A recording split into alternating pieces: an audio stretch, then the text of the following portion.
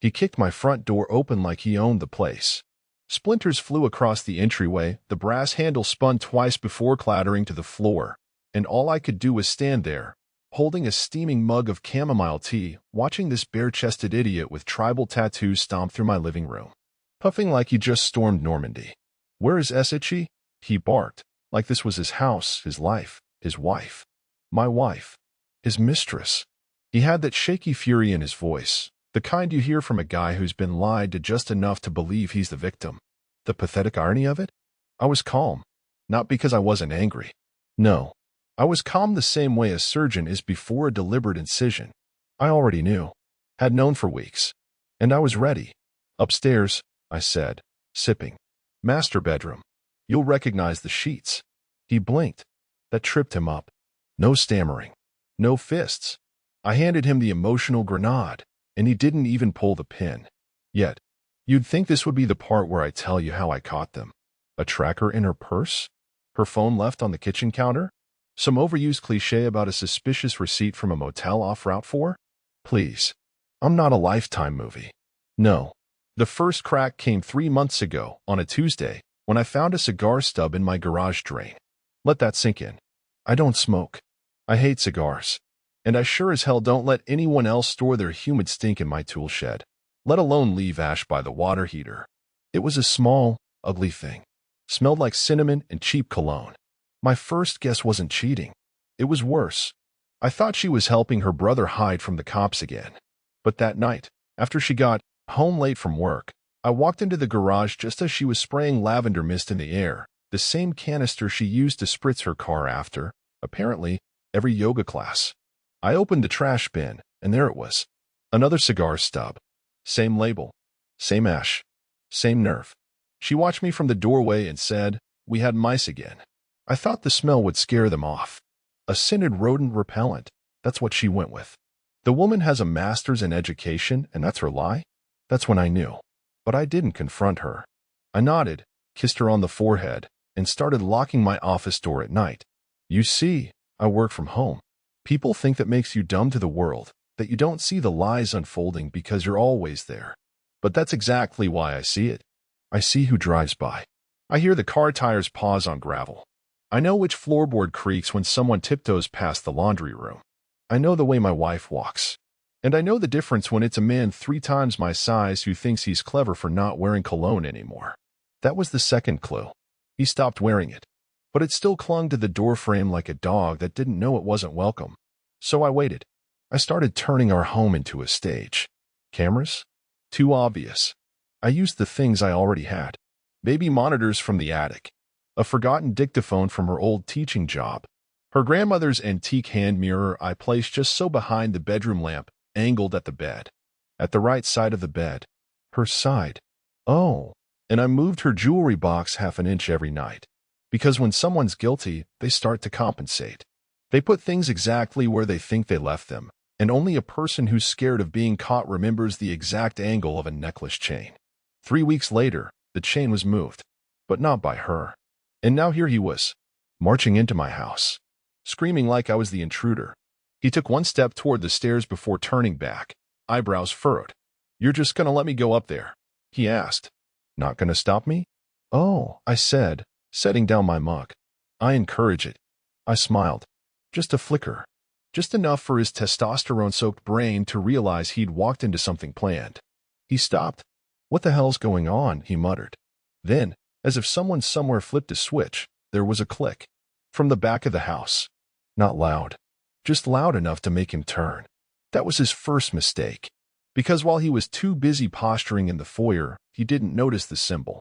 The only thing I changed in the house in the last 2 months. A ceramic rooster, perched on the windowsill. Moved 1 foot to the left. My wife's signal. When it's centered, the house is safe. Moved to the left? She's with him. And I'm ready. And the click? Well, let's just say I also started using the baby monitor as a trigger. Now ask yourself, what do you think he saw when he looked down the hallway and realized I wasn't standing there anymore? What do you think was waiting behind that click? Let's just say, the night wasn't about me anymore. And it sure as hell wasn't about her. It was about him, and how far a man like me will go when you kick down the wrong damn door. He took 1 step back. Just one. His left foot slid half an inch on the hardwood, and I swear I saw something primal flicker behind his eyes, the kind of look men get when the math starts shifting on them. When they realize the thing they thought was prey has been watching them from the trees the whole time. "You set me up," he said. No reply. He looked toward the hallway. The dim hallway.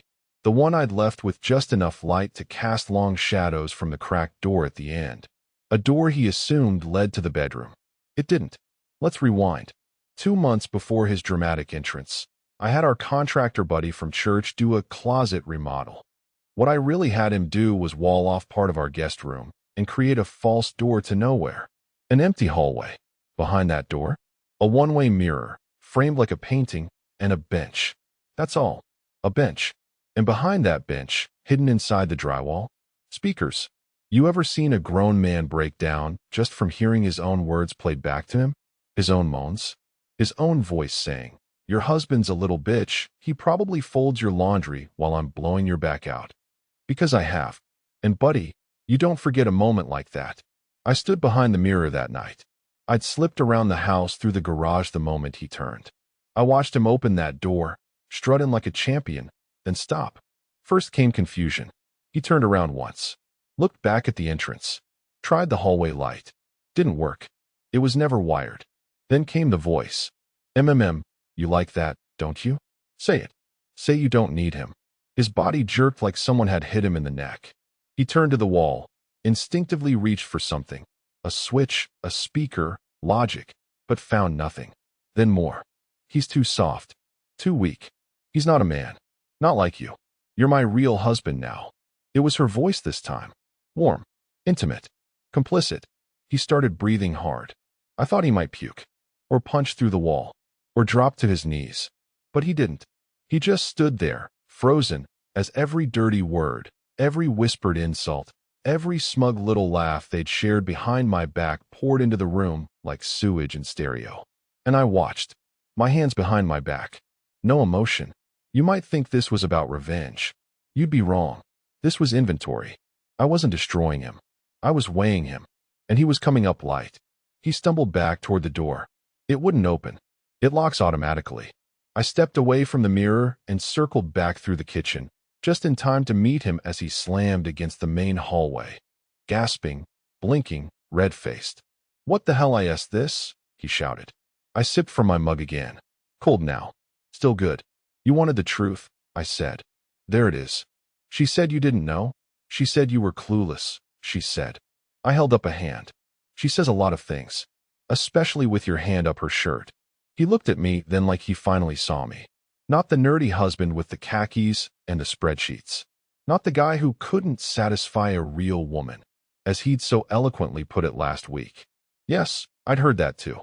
August 12th, laundry room, 2:43 p.m. You'd be amazed what a plugged-in baby monitor can catch behind a box of Tide. But here's where it turned. He pointed at me, all red and sweaty and trembling, and said, "You're sick." I grinned. "You broke into my house to screw my wife?" I said. "But I'm the sick one." Then I took something from my pocket. A small metal object. He flinched. Not a gun. A lighter. I flicked it once. Flame. Then pulled from my back pocket what looked like a small cloth bag. Black. Drawstring. He stepped back. "What is that?" I tossed it to his feet. It landed with a soft clink. He looked down. Bent. Opened it. Inside, half a dozen tiny USB drives, each labeled by date, each one containing hours of evidence, audio, video, transcripts, and one labeled simply, "To her lawyer." That's when his face changed. "You're bluffing," he whispered. I didn't respond. Instead, I turned around and walked toward the patio. "You can leave now," I said. "Doors open." But before I changed my mind, he didn't move. For 10 full seconds, he just stood there. Then, slowly, he knelt, scooped up the bag, held it like it might burn through his fingers. "You can keep the jewelry," I added, without turning around. "She always said it felt wrong to wear them. That's because she bought them with my credit card while you were drilling her in my car." He gasped. "Yes, my car." That detail hit him harder than all the rest. He opened the front door, hesitated, then, without turning back, muttered, "I didn't know it was like that. I didn't mean for Funny, I said. That's exactly what she said when she came home without underwear that night. The door closed behind him. But it wasn't over. Because now came the part no one ever expects. The part she had no idea I'd planned. The part that started the moment he texted her what I did next. She came home at 7:42 p.m., wearing the same navy blouse she'd worn to our anniversary dinner last year. I always hated that blouse.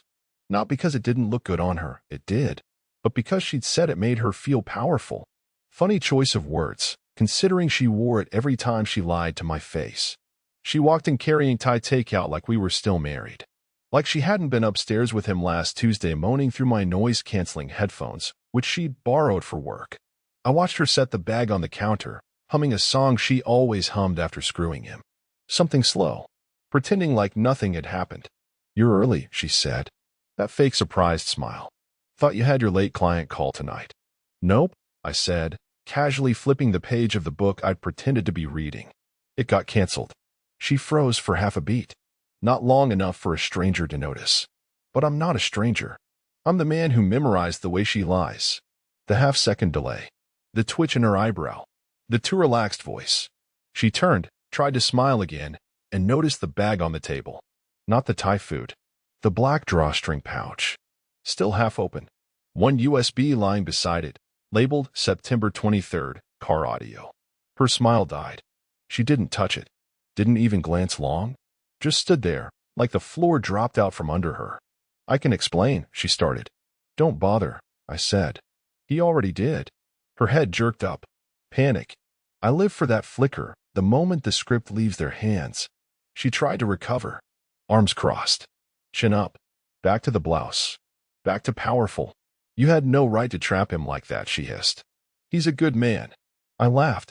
Not loud, that slow, tight kind of laugh you can't hold in when someone says something delusional. "A good man," I echoed. "The one who called me a coward before realizing the room he stepped into is built to show him exactly how disposable he is." She stepped forward, lowered her voice. "What do you want, Mark? Huh? You want me to grovel? Cry? You think humiliating him fixes anything?" "Oh, no," I said, leaning back in my chair. "That was for me." Then I pulled the second object from the drawer beside me. Not a USB. Not a gun. Not even a document. It was a key. Old. Heavy. Her face drained. "You didn't," she whispered. "I just placed it gently on the table." I did. Let's backtrack for a second. 2 years ago, I inherited a storage unit from my uncle, the paranoid one who lived off-grid and paid everything in cash. In that unit? Boxes of junk. One of those boxes? A full home server setup he never used. I kept it. Out of sentiment, at first. Then out of curiosity. Then I realized, if you wire a home right, you can log every power cycle. Every smart device. Every Bluetooth handshake. Every single time someone connects to the Wi-Fi, and from what IP. She didn't know I'd swapped the router. Didn't know our dead Nest camera in the garage had been rewired through the sub-panel. Didn't know that her emergency FaceTime call with him while I was at the dentist last month had been recorded, with both audio and screen. I slid another USB across the table. Labeled 630, screen mirror capture. She didn't touch that one either. "I trusted you," she said, voice suddenly small. "No," I replied. "You used me." She opened her mouth again, but this time I stood. Walked to the coat closet. Pulled out a thin manila folder. Handed it to her. Inside, a copy of the post-nup agreement she signed last year when she thought we were rebuilding trust. 3 still frames of her and the lover from the garage camera timestamped. And one final page, a letter, sealed. From his fiancée. That's right. She didn't know. Because he never told her. Because when people build castles out of lies, they never expect someone else to already be mapping the foundation. She read the name on the envelope and staggered back like it bit her. "How did you?" "He wasn't the only one I spoke to," I said. "Turns out, his fiancée's sister went to college with my coworker's wife. Small world." Her lips trembled. "Mark, please, let's talk." "No," I said, walking past her toward the door. "You had 3 months to talk. I spent them listening." She reached out to grab my arm. I stepped back. "The lawyer will call you tomorrow," I said. "Everything's in motion." "Please," she whispered. "Please don't ruin my life." I stopped. I'm not ruining it. I looked her in the eyes. I'm handing you the mirror. Then I opened the door, stepped out, and let it shut behind me. But what she didn't know, what she couldn't possibly have known, was that the final part of this wasn't for her. It was for him. Because while she was collapsing in our kitchen, he was opening a package at his doorstep when I sent priority mail that morning, timed perfectly. And inside? Well, let's just say it contained something only she could have given him. But now, everyone was going to see. The package arrived at his doorstep at exactly 8:05 a.m. Signature required. He didn't question it. Probably thought it was a gift. Or some belated Amazon impulse buy he forgot he ordered during one of their victory nights. He had no idea it would be the start of his unraveling. Inside the brown parcel was a smaller, soft blue velvet box, the kind engagement rings come in. Only this one didn't contain love. It contained proof. A thin, diamond-studded bracelet. My grandmother's. The same bracelet I'd given my wife for our 10th anniversary. The same one I'd watched her lose 6 months ago after a massage appointment that mysteriously ran 90 minutes over schedule. He found it under the passenger seat of his Jeep a week ago. I know because I heard the whole conversation, not through recordings, but from her. She came home that day, red-faced and shaking, screaming about how he's getting reckless, and this wasn't part of the plan. The bracelet should have never left our house. But he took it. Or maybe she gave it to him. Didn't matter.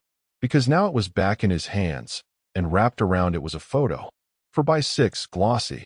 Them. Together. In my car. The one she said was too cramped for road trips. Apparently not too cramped for her to straddle him in the back seat. Parked in a cemetery like teenagers skipping curfew.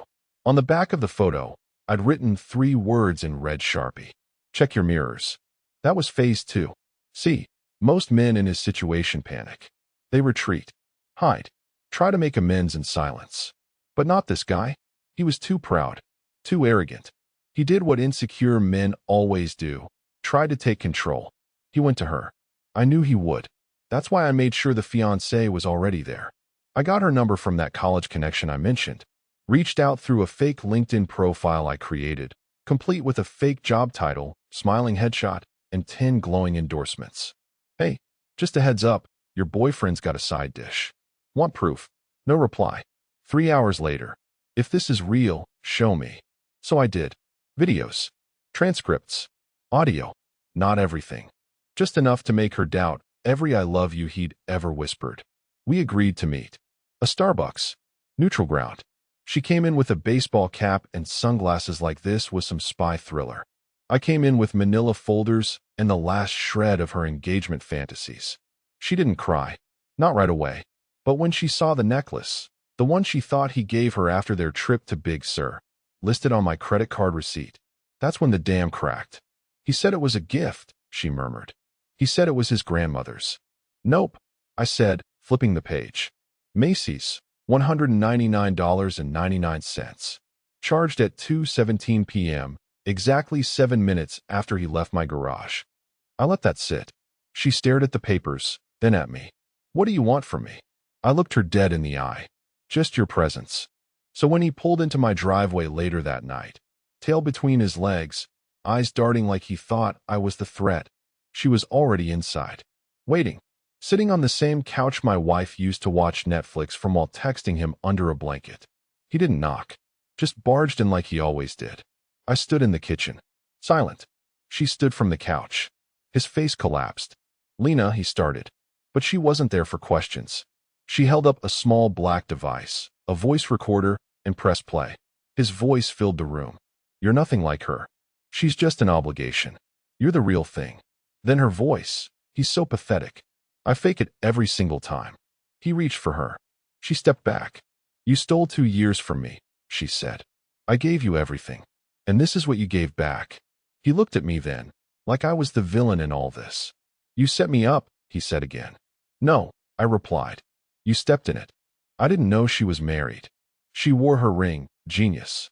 He looked at the bracelet in his hand. The photo. The woman he once planned to marry, now walking toward the door without another word. And for the first time since he kicked my door in, he didn't have anything to say. He left without a fight. She followed without looking back. But here's the thing about men like him. They can't let go. They stew. They plot.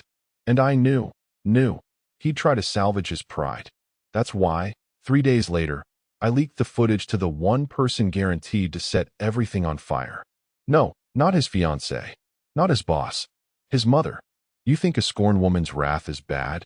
Try being disowned by the very person who warned you your whole life not to be like your father. And the best part? She called me to thank me for the evidence. But the game wasn't over. Because while he was busy explaining himself to Jesus, his mama, and every friend he'd ever lied to, my wife was about to discover that losing her affair was the least of her problems. It started with a knock on her classroom door. Third period. Middle of her Intro to Psychology lecture, the one where she loved monologuing about projection and ego defense mechanisms, like she wasn't walking around with 100 pounds of secrets under her cardigan. A staff assistant poked her head in. There's someone from the district office here. They asked to speak with you. Privately. Her face twitched. Not fear. Not yet. Just confusion. Maybe a flicker of irritation that she'd be interrupted mid-performance. But then she looked past the assistant, down the hall, and saw 2 men in navy blazers standing by the trophy case. No name badges. One holding a folder. And I know exactly what went through her mind at that moment. Did they find out about the affair? Was he underage? Did someone report us? The paranoia of the guilty doesn't need logic. It just needs possibility. She walked out, carefully composed. Left her classroom like a martyr. Like someone about to face false accusations with quiet dignity. And she held on to that little fantasy, right up until they handed her the envelope. Inside, one photo of her and the lover embracing in the staff parking lot, time-stamped. One signed affidavit from a parent who witnessed inappropriate conduct after school hours. One printed page from the district's ethics clause, which she violated 6 separate ways. And stapled to the back, a copy of the contract she made me co-sign when she got the job. The one where she vowed, in writing, to report any potential conflict of interest or behavior that might compromise the learning environment. She never did. Guess who sent it in? That's right. Her husband. See, she thought the worst I'd do was leave. Cry.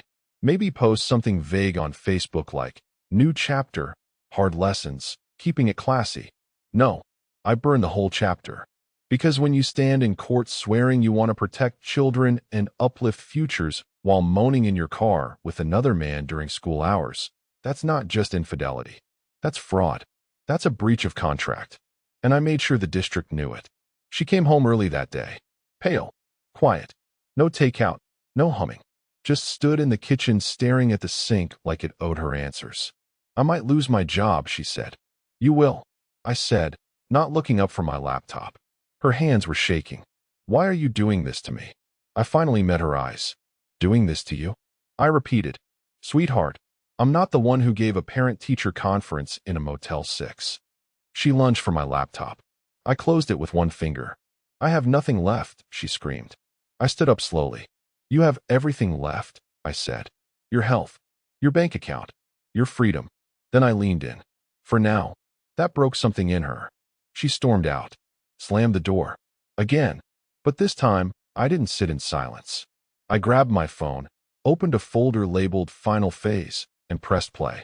Her voice filled the room again. He doesn't know a damn thing. Mark's too nice. Too boring. He's just safe.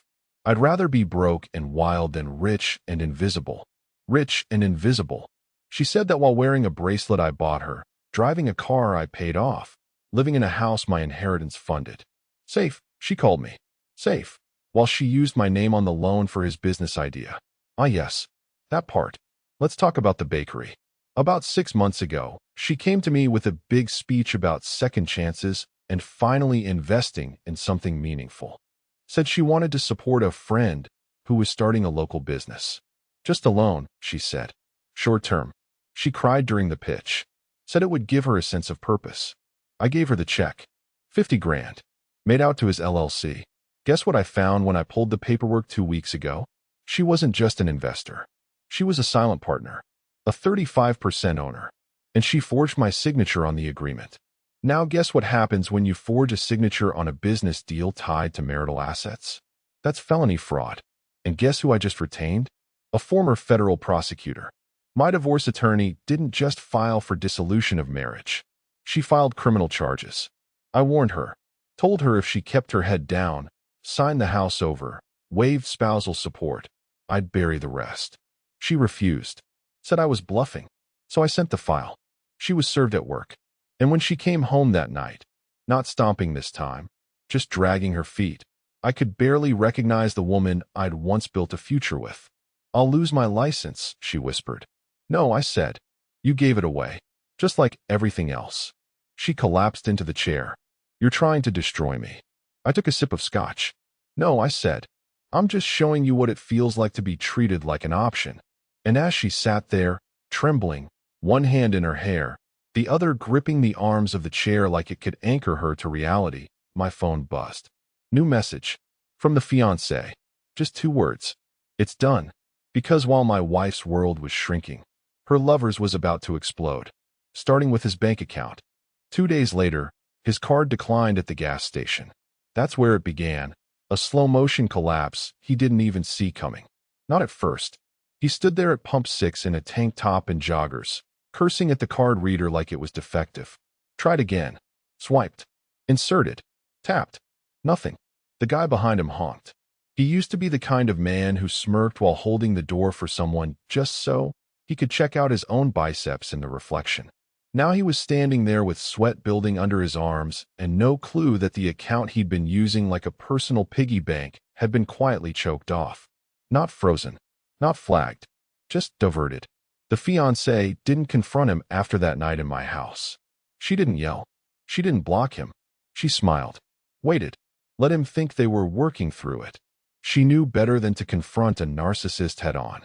Instead, she spoke to a friend in her firm's fraud compliance division, then to his accountant, then to her cousin who happened to work in real estate titling. Turns out, when your name is on his business lease, his vendor contracts, and his payroll setup, you can do a lot, especially when you have the passwords. Oh, and the receipts.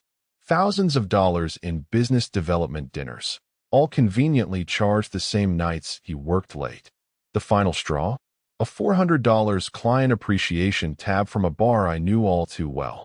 Because that was the same night my wife came home without underwear and smelled like cheap tequila and regret. The fiancé waited until she had everything in order. Legal separation, lien filings, control of the business account. She even locked down his access to the online portal by initiating a security review under the company's compliance clause. He didn't even own his bakery anymore.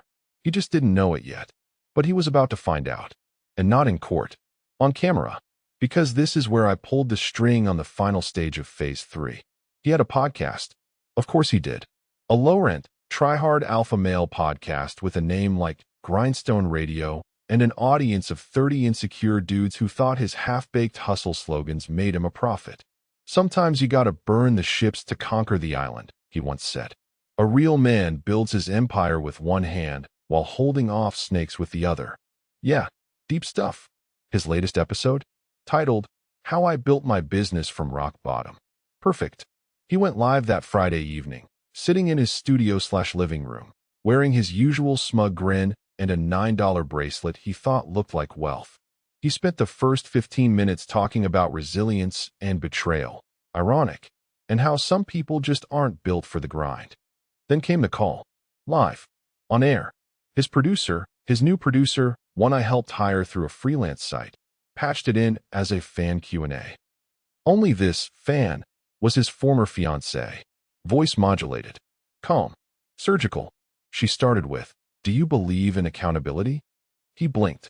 Smirked. "Sure," he said, leaning toward the mic. "I own my mistakes. That's what real men do." "Interesting," she replied. "Because your last 20 business expenses came from an account you no longer control. Would you like to explain how you plan to reimburse your investors?" His face froze. Dead air. The comments section exploded. She continued. "Also your empire? Transferred. Your name? Removed. Your reputation? Pending demolition. And your business partner's husband? He says hi." He lunged for the soundboard. Cut the feed. Too late. The clip was already ripped, time-stamped, uploaded, and shared.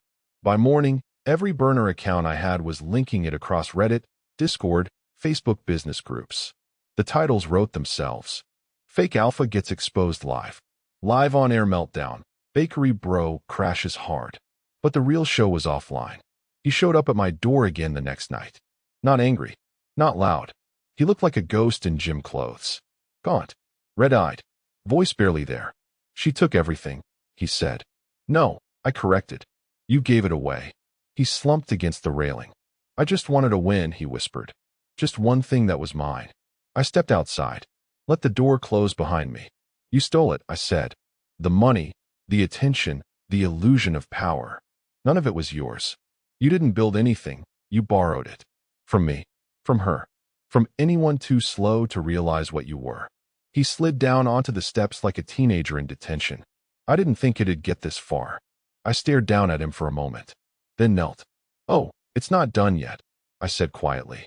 Because while you were busy torching your own life, my wife just got subpoenaed. His head snapped up. What? I stood. Walked back toward the door.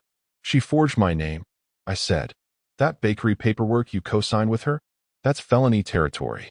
You're dragging her down too? He croaked. No, I said. I'm letting her fall. Then I stepped inside. Left him there. Because there was still one person who hadn't spoken yet. My wife's sister.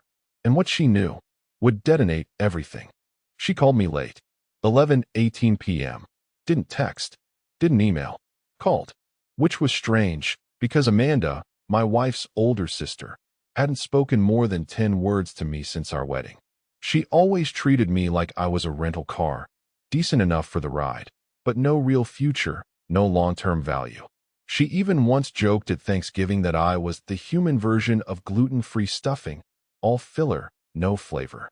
So when her name lit up my screen that night, I almost let it go to voicemail. But something in my gut said don't. I picked up. Mark, she said. No greeting. Just my name. Tight. Focused. Yeah. I think it's time we talked. About your wife. About what she did. About why she did it. I sat up. Because tone matters, and hers had switched. This wasn't condescension. This wasn't sisterly scolding. This was guilt. We met at a 24-hour diner 2 towns over. Neutral ground. I walked in, and she was already seated, sunglasses on at midnight, untouched coffee in front of her, fingers tapping some irregular rhythm on the tabletop like she was trying to memorize the beat of a bomb. You're not recording this, right? She asked. No. She reached into her bag, pulled out a folded piece of paper, slid it across the table. You recognize that? I unfolded it. It was a prenup. Not ours. Theirs. Her and her ex-husband's. She watched my face as I scanned the sections. A few phrases were underlined. Then I saw it. In the event of marital dissolution due to infidelity, party at fault forfeits claim to all shared assets, including but not limited to property, accounts, and intellectual holdings. I looked up. Why are you showing me this? She exhaled. Long, slow. Then leaned in. Because your wife didn't just cheat on you. She planned it.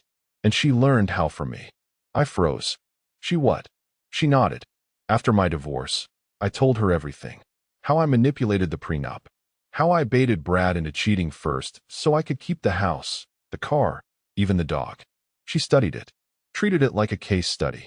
Took notes. My stomach turned cold. She told me. Amanda went on. That she felt stuck. That you were too steady. Too controlled. She wanted chaos. Fire. Something to justify burning everything down and walking away with your money. I stared at her. So she used the affair as a strategy.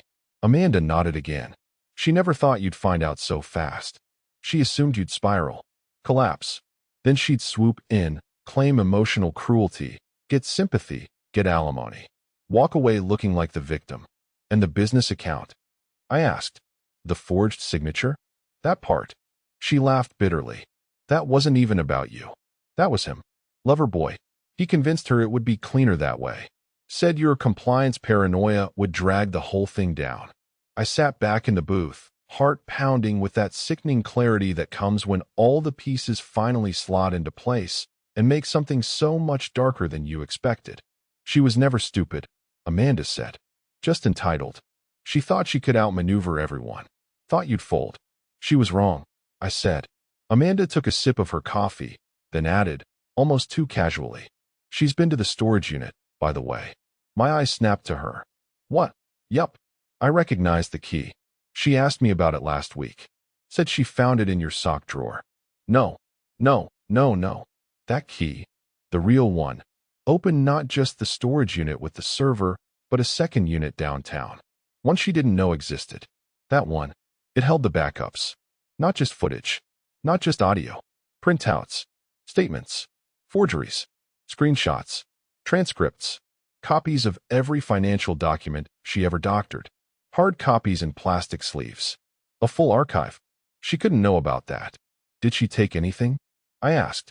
No, Amanda said. She couldn't get it open. I told her the wrong unit number. I blinked. Why?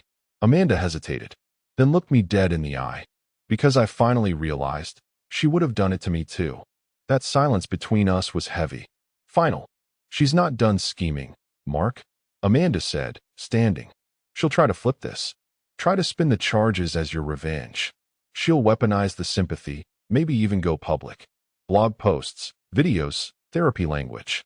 Toxic husband weaponized surveillance. That crap. I'm counting on it, I said. Amanda paused. I stood and pulled a flash drive from my coat pocket. Held it out to her. This, I said, is every text, call log, and email from her cloud account for the last 6 months. Synced. Backed up. Duplicated. Amanda took it slowly. This is revenge porn, she muttered, stunned. No, I said. This is insurance. She nodded, quietly impressed. Be careful, she warned. She's more dangerous desperate than she ever was arrogant. I smiled. So am I. That night, I returned home to find the house dark, the air charged. She was in the kitchen, sitting, waiting, dressed in black like she was going to a funeral. Why are you doing this to me? She said, without looking up. I paused, then walked to the cabinet, took down a single glass, and poured 2 fingers of bourbon. You want to talk legacy? I said, setting the glass in front of her. Let's talk about your new label. She didn't respond. So I pulled a letter from my jacket. Official header. Gold seal. She looked at it, then up at me. What is that? I tapped the envelope.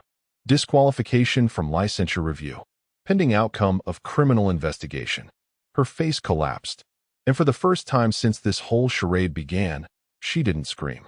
She just whispered, I'm going to lose everything. I leaned in. Close. Cold. No, I said. You're going to watch it be taken from you. Piece by piece. Just like you tried to do to me. But I wasn't done. Because the last domino hadn't fallen yet. Her mother had just flown in from Florida, and I had invited her. She arrived Sunday morning. A full day early. I watched from the upstairs window as the Uber pulled into our driveway. A pastel suitcase in one hand, her purse slung over the other arm. That same stiff, disapproving posture she'd used on me for a decade. Linda never liked me. Said I was too vanilla, too polite. Said my lack of ambition was emasculating for a woman like her daughter. She once toasted at our engagement party by saying, here's to opposites attracting, though sometimes opposites repel too. Laughter. Clinks of champagne flutes. I never forgot. She didn't call ahead. Didn't text. Just walked up and rang the bell like she still owned this place, or thought I did, until the courts changed that last week. I opened the door. She looked me over like I'd aged 20 years since her last visit. Where is she? She asked. Inside, I said. But you might want to sit down first. She narrowed her eyes. What did you do? Funny. That was always her default. I'm the problem. But she didn't know yet that I was the only reason she hadn't already been dragged into the legal splash zone. Your daughter forged my signature, I said. She funneled marital assets into a fraudulent LLC. She lied to both of us. And, depending on how deep you're involved in her accounts, you may want to lawyer up too. Her face twitched. She stepped in, past me, shoulders tight, chin high. If you hurt her, Mark, I swear. She did that all by herself. She walked into the kitchen and stopped. There she was, my soon-to-be ex, sitting at the dining table in the same robe she'd worn the night she confessed she didn't believe in monogamy anymore. The one she bought after that girls' retreat where they all came back talking about sacred feminine energy and how men were just phases of personal development. Mom, she said, voice low. Linda looked her up and down. Her daughter, the golden child, the honor student, the straight-A scholarship winner, the woman she raised to believe she was owed happiness at any cost, now barely holding herself together. What the hell's going on? Linda asked, but it was already unraveling. The look on her face shifted when she saw the opened folder on the table. The court documents, the indictment letter, the photo of her daughter's lover, passed out in the driver's seat of my car, pants around his ankles, time-stamped, dated, watermarked. Is this real? She asked. No one answered. Then came the second blow. I reached into the drawer, pulled out the latest financial statement from the trust Linda had set up years ago, the one that was supposed to be a tax shelter for emergencies only. I tossed it across the table. Withdrawals. Dozens. Labeled as consulting fees. All routed through the fake bakery account. Linda picked up the paper with trembling hands. She stole my money? She borrowed it. My wife mumbled, eyes down. Just until the business was stable. Linda went silent. Then turned and slapped her daughter so hard it echoed off the tile. It wasn't rage. It was betrayal. Deep. Ancient. The kind only a mother can feel when she realizes the child she worshipped isn't coming back the same. You humiliated me, she hissed. You used my name to open those accounts. Do you have any idea what this means for me? My wife tried to stand. I was going to fix it. No, you were going to ruin us, Linda snapped. All because you needed someone else to tell you you're still pretty at 37? She turned to me next.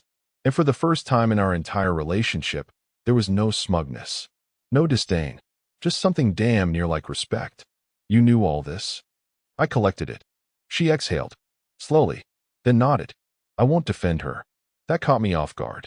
You won't. She's not a child, Linda said. And I warned her years ago. If you gamble with your life, you better know the dealer.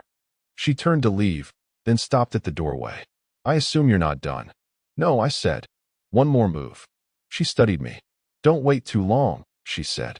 She's still dangerous. A cornered narcissist will bite anything that moves. Then she left. The front door clicked shut. And for a full minute, the house was dead silent. My wife, no, the woman I used to love, sat at the table, bleeding pride, cradling her cheek. You're enjoying this, she muttered. No, I said, sitting across from her.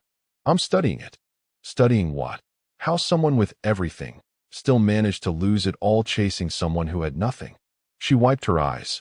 But she didn't cry. She never cries when the cameras aren't on. Just tell me, she said finally. What's the last move? I slid a thin, folded paper across the table. She opened it. It was an event flyer. Alumni dinner, Franklin High Class of '03. Hosted this Saturday. Guest speaker, Mark Whitaker, cybersecurity consultant, whistleblower, and fraud litigation witness. She stared at it. You're joking. Nope. Why the hell would they want you? They don't, I said. They want the story. About me? I smiled. No. About us. She pushed the flyer away like it burned. You want a damn standing ovation for surviving me. I stood, grabbed my keys, and walked to the door. No, I said. I want you to be in the room when they finally realize what you are. Then I left her there, alone, robe-clad, stripped bare under fluorescent lights, for the first time without an exit plan. Because Saturday wasn't just a speech. It was a reveal. And the final piece was already in the room, waiting to take the mic. The banquet hall was packed. Round tables with 2 white linens, scattered candles flickering over name tags, and catered salmon. The kind of event where people pretend they remember you, hug too long, and ask what you've been up to lately, without actually listening to the answer. I hadn't been back to Franklin High in over 20 years. But somehow, my name was the first one printed on the night's program, under the bold words. Keynote speaker, Mark Whitaker, cybersecurity consultant, whistleblower, advocate. Advocate. That part was new. Not by choice. The room buzzed with small talk and the occasional shriek of reunion, but I wasn't there for nostalgia. I wasn't there for closure or redemption or whatever word they slap on events like these to convince you it's worth pretending for one more night. I was there to end it. And she showed up. Of course she did. 10 minutes before the speech. Hair perfectly straightened. Thin black dress. Conservative enough for a crowd of teachers and old friends. dramatic enough to remind everyone she was still a headline waiting to happen. She wore that fake smile like war paint. She spotted me across the room and walked over like nothing was wrong. Like we were still a team. Still Mark and Rachel. "You look good," she said. "You look exactly like I remember," I replied, sipping my water. A flash of something in her eyes. Recognition that I hadn't given her a compliment, just a timestamp. "You sure this is the platform you want?" she asked, voice low. "This could get ugly." "It already did," I said. "You just didn't notice until the camera was on you." She opened her mouth to respond, but the microphone squealed and the MC cleared her throat on stage. And now one of our own. A quiet genius. A man whose recent ordeal reminded us that truth, even when silent, still burns bright. Please welcome Mark Whitaker. Polite applause. I walked to the podium slowly. Steady. No notes. Just one folded sheet in my pocket. I looked at the crowd. Familiar faces. A few smirks. One guy still wearing his Letterman jacket like it was armor. A few teachers from the old guard, gray-haired and nodding. I cleared my throat. "When I was 17, I said, my guidance counselor told me I'd make a great accountant. You're quiet, methodical, risk-averse," he said. "Reliable." Chuckles.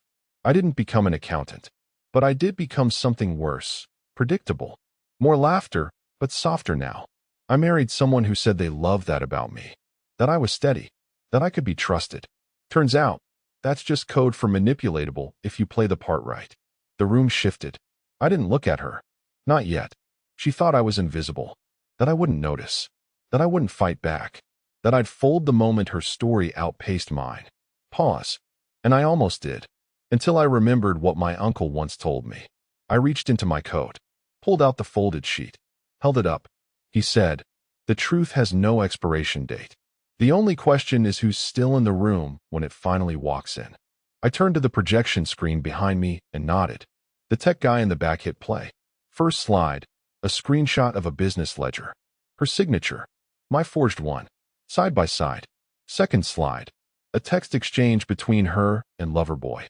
"He's still clueless," she wrote. "Give me 2 more months and I can clean him out." Gasps. I scanned the crowd. Eyes widened. Forks dropped.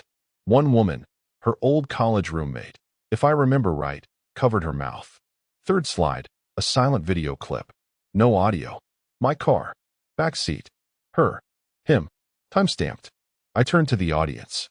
You know what they call this in court? I let the silence do the work. Pattern of intent. Then I turned to her. She hadn't moved, but the mask had cracked. Barely. "You had your story," I said softly now, "and I let you tell it. For years. At brunches. At holidays. At every family gathering where you smiled next to me and played the wife role so damn well I started believing the script too." I stepped away from the mic. And now, I'm telling mine. I walked off stage. No applause. Just stunned silence and a few mumbled "oh my gods."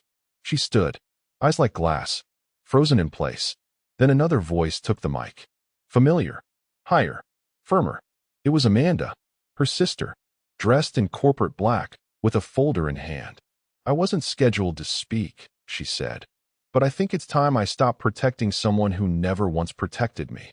She flipped the folder open. "Let me tell you about how my sister helped me trap my ex-husband in a prenup scam, and then used the same blueprint to try to bleed this man dry." I sat at the back of the room as Amanda spoke for 7 straight minutes. No rage. No theatrics. Just cold, crisp facts. It wasn't revenge anymore. It was exposure. And in that moment, while she stood cornered under ballroom lights, watching the people she'd once fooled turn away in shame or pity, I knew there was only one place left for her to go. And I had already bought her one-way ticket. Non-refundable. Because after tonight, she wouldn't have a name worth coming back to. She disappeared that night. Not with a bang. No screaming exit. No tearful tantrum or overturned chair. Just gone. One moment she was frozen near the coat rack, eyes darting across a room full of people she used to control with a laugh or a sob story. The next, her chair was empty, the event program folded neatly on the table beside her untouched wine glass. She didn't go home. I know that because the house was still exactly as I left it, quiet, cold, stripped of her touches. The Foboho throw pillows stacked in the corner. The spice rack alphabetized, except for the missing cayenne she always swore helped her metabolize trauma. She didn't go to her sister's either. Amanda made that very clear. She's not welcome, she said. Not anymore. I'm done cleaning up for her. She didn't even go to Loverboy.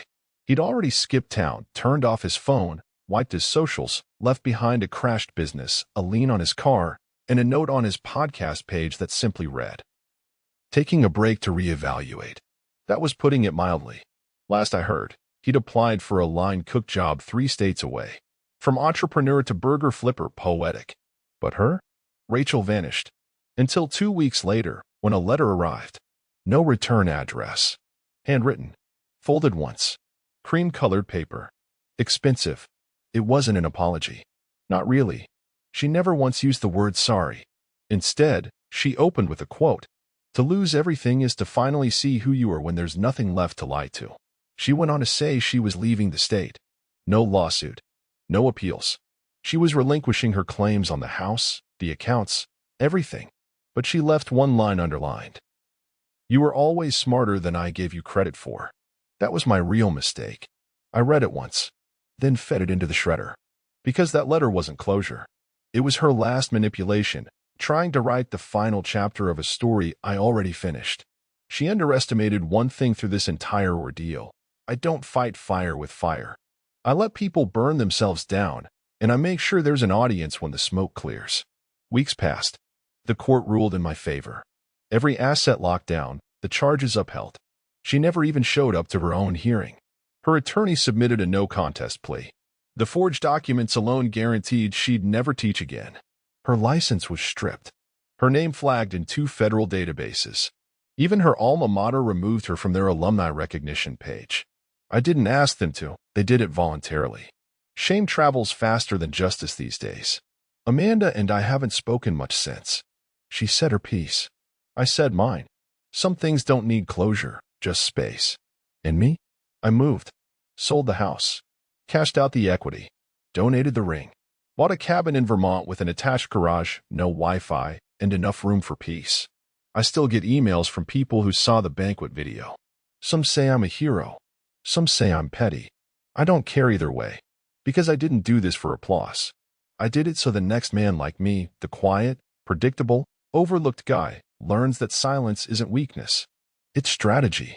It's knowing when to speak, and when to let your enemies keep digging with golden shovels. And Rachel? She didn't fall because I pushed her. She fell because she thought the spotlight was hers to keep, not realizing it burns everyone eventually. Somewhere out there, she's probably reinventing herself again. New city, new lie, new mask. Let her. Because no matter what name she chooses, every time she signs a lease, applies for a job, opens a bank account, the system will remember. Mark Whitaker didn't forget. And neither will anyone else.